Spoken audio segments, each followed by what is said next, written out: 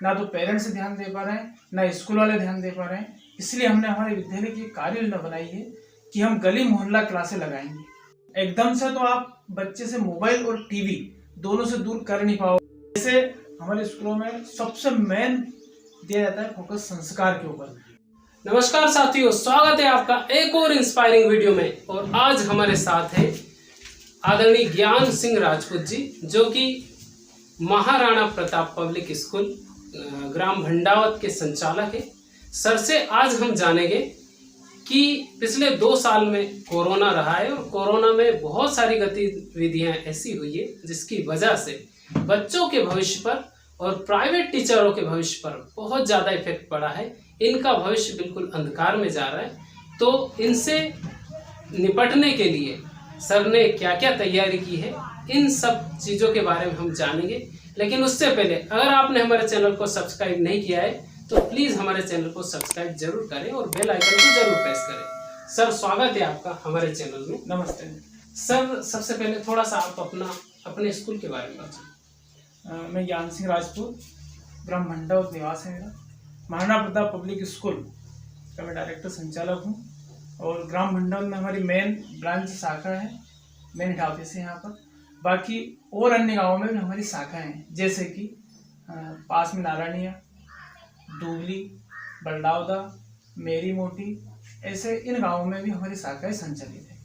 यहाँ पर करीबन 300 बच्चे अध्ययनरत हैं और आसपास के पड़ोस के गांव 9-10 गांव से बच्चे पढ़ने के लिए आते हैं।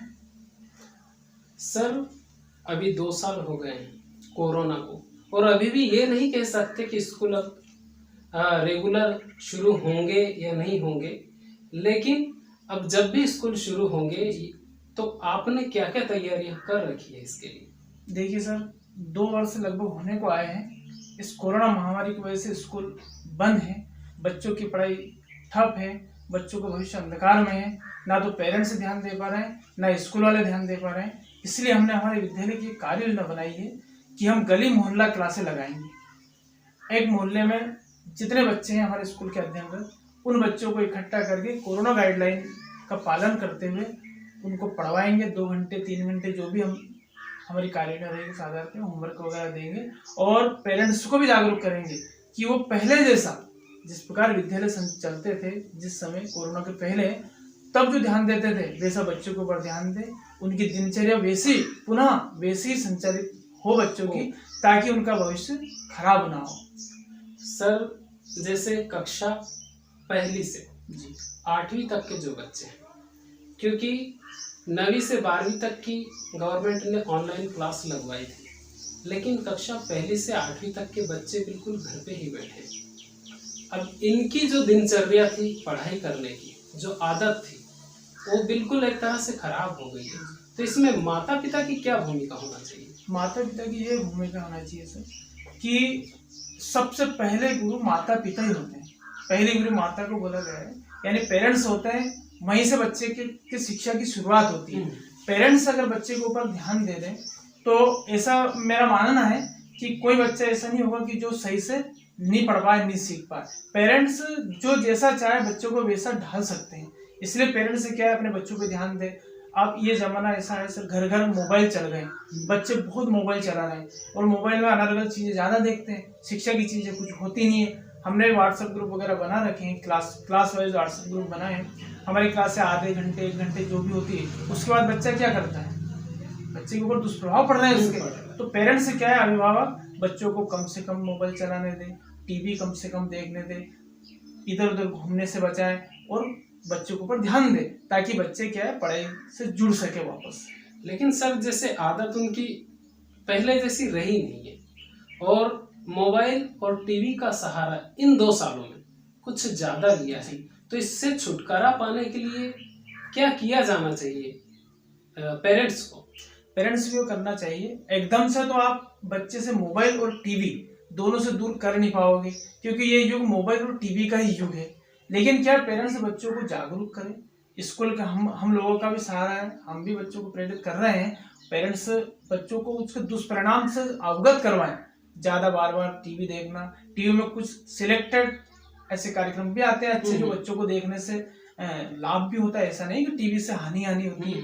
मोबाइल में भी बहुत अच्छे चीजें हैं, लेकिन क्या पेरेंट्स अधिक समय तक बच्चों को इन दोनों चीजों से दूर रखें और उनको समझाएं कि कब क्या चलाना, कब क्या देखना चाहिए। सर, जैसे 9वीं से लेकर 12वीं तक की पिछले साल क्लास हुई थी, अब ऐसे में कुछ बच्चे नहीं, मैं बहुत सारे बच्चों का वो परसेंटेज रखूंगा कि बहुत सारे बच्चे ऐसे थे जिन्होंने एंड्रॉयड मोबाइल पहली बार हाथ में लिया था।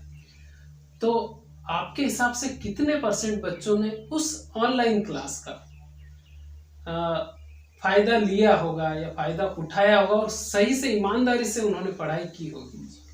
मेरा मानना निजी ये है सर कि पहली बार तो बच्चों को मोबाइल दिलवाया गया।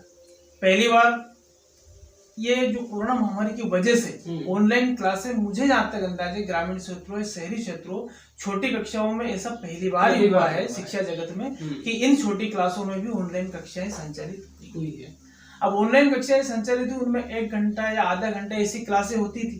अब उसके बाद बच्चों ने मोबाइल दिन भर चलाया, रात में ही मोबाइल चलाया। तो यूं मानना है मेरा और आप हम सबका कि लगभग 10-20% बच्चों ने ही उसका सही से लाभ उठाया है। बाकी 70-80% बच्चों के ऊपर उसका दुष्प्रभाव ही पड़ा है। यानी ऑनलाइन कक्षाओं के नाम पर बच्चों का मानसिक संतुलन भी बिगड़ा है और उसके संस्कार थे वो भी कहीं ना कहीं डैमेज हुए हैं। तो इससे उभरने के लिए अभी, क्योंकि उनका जो ऑनलाइन क्लास का जो जैसे आप कह रहे हैं कि 20% बच्चों ने इसका सही से लाभ लिया हो, लेकिन अब उनकी जो आदत है वो मोबाइल की ही हो गई है, क्योंकि सोशल मीडिया अभी बहुत ज्यादा इफेक्ट कर रहा है बच्चों के ऊपर। खासतौर से जो यूं मान लीजिए कि 8वीं से लेकर जो ऊपर की जितनी भी क्लासें होती है उनके ऊपर बहुत ज्यादा इफेक्ट पड़ रहा है। तो इससे उभरने के लिए बच्चों को कितना मोबाइल का इस्तेमाल करना चाहिए?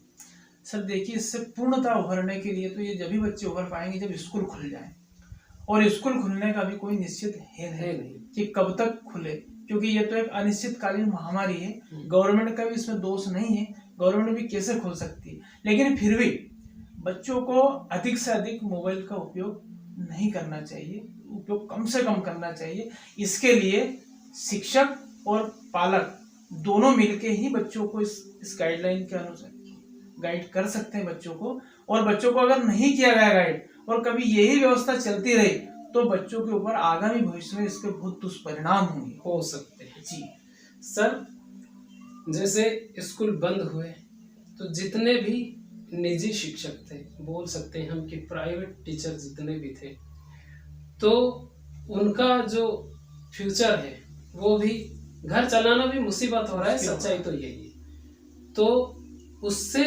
निपटने के लिए जैसे गवर्नमेंट किसानों के खाते में 2000 रुपए की सहायता देती है, तो टीचर भविष्य, बच्चों, हिंदुस्तान का जो भविष्य है उसको उभारने का काम कर रहा है, सुधारने का काम कर रहा है। तो इसके लिए गवर्नमेंट को भी कुछ मदद करना चाहिए। जो पात्र टीचर हैं, जो अपात्र है उनकी बात नहीं कर रहे हैं, जो पात्र टीचर हैं तो उनको कुछ मदद करना चाहिए इसमें।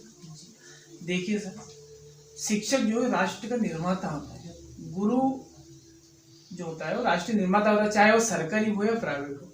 प्राइवेट स्कूलों में भी सरकार ने ऐसे दिशा निर्देश दे रखे हैं आरटी के नियमों के अनुसार कि विद्यालय में डीएड बीएड प्रशिक्षित टीचरों को ही लगाया जाता है। अब वो क्वालिफाइड टीचर हैं, लेकिन इस महामारी की वजह से वो लोग सब बेरोजगार हो गए क्योंकि स्कूल बंद है। अब स्कूल बंद में संचालक की मजबूरी है कि वो स्कूल बंद में टीचरों को कैसे बुलाएगा, और बुलाएगा तो उनका वेतन कहाँ से देंगे, बच्चों से तो फीस वगैरह आनी नहीं है। सारे के सारे टीचर बेरोजगार हो चुके हैं, बेचारों का घर चलाना मुश्किल हो रहा है। कहीं ना सभी ने पार्ट टाइम काम ढूंढ लिया है, तो जिनको नहीं मिला है वो तंग हाल में जी रहे हैं। मेरा भी मानना ये है कि सरकार को एक समान नीति बनाना चाहिए। जिस प्रकार गवर्नमेंट टीचर की 1 रुपया नहीं कटते पूरा का पूरा वेतन मिल रहा है, तो क्यों ना प्राइवेट टीचरों को भी थोड़ा बहुत सहायता देना चाहिए, क्योंकि ये भी प्रशिक्षित और शिक्षित युवा है जो कि अपना स्वयं रोजगार उन्होंने ढूंढ लिया था। प्राइवेट स्कूल में पढ़ा रहे थे, गवर्नमेंट से कोई ऐसा नहीं कि वो बेरोजगार की श्रेणी में आ रहे थे, लेकिन इस कोरोना काल में वो सब अपना घर चलाने की स्थिति में भी नहीं है। उनकी हालत इतनी दयनीय हो चुकी है कि जिसका कोई जवाब नहीं है।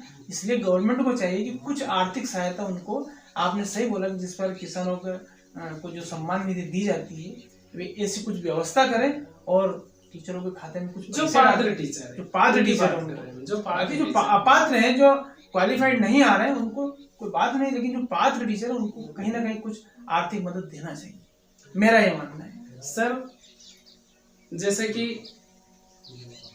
अब सोशल मीडिया का रह गया है, अब टीचर भी बेरोजगार हो गए और उनका, क्योंकि अगर वो बेरोजगार हुए हैं तो कहीं ना कहीं उनके फ्यूचर पर, उनकी आने वाली पीढ़ी के ऊपर भी इसका इफेक्ट पड़ेगा।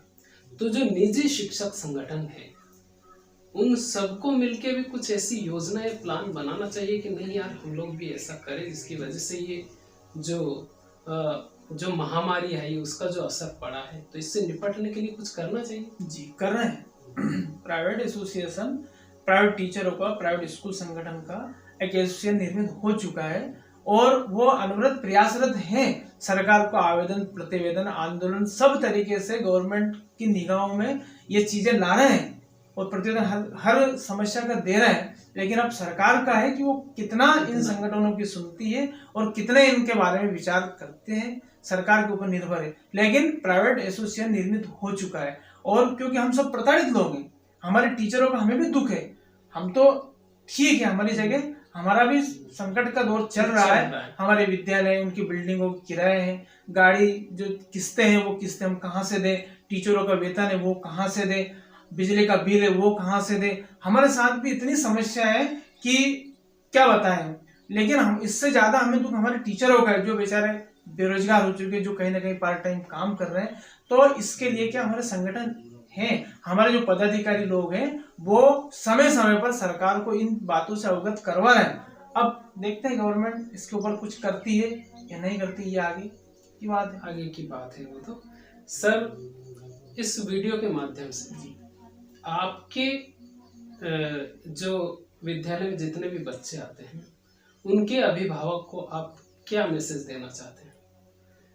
मैं हमारे विद्यालय के जितने भी पालक गण हैं, अभिभावक गण हैं, सभी से एक निवेदन करना चाहूंगा कि हमारा तो प्रयास है ही सही, हम उनको प्रेरित कर रहे हैं, हम घर घर जा रहे हैं और फिर जाएंगे ही सही, गली मोहल्ला क्लास भी लगाएंगे। और जितना हमें चिंता है बच्चों की, उतनी चिंता पेरेंट्स से भी करें, अभिभावक भी करें, उनकी गतिविधियों पे ध्यान रखें। क्योंकि खाली दिमाग शैतान का घर होता है, बच्चों की भी गलती नहीं है, वो पूरा खाली हो चुके हैं। इसलिए क्या उनका सारा क्रियाकलाप और दिनचर्या बिगड़ चुकी है, पढ़ाई से वो दूर हो चुके हैं। इसलिए पढ़ाई तक आने में उनको बहुत कठिनाई का सामना उनको भी करना पड़ेगा, क्योंकि दिमाग एक बार किसी चीज से हटने के बाद उस चीज में लगाना बहुत मुश्किल होता है। इसलिए मेरा अभिभावकों से निवेदन है कि बच्चों को धीरे धीरे उस गतिविधि तक लाएं, बच्चों के ऊपर ध्यान दें, बच्चों की दिनचर्या के ऊपर ध्यान दें, कब बच्चा उठता है, कब नहाता है, कब सोता है, कब बैठता है। जैसे हमारे स्कूलों में सबसे मेन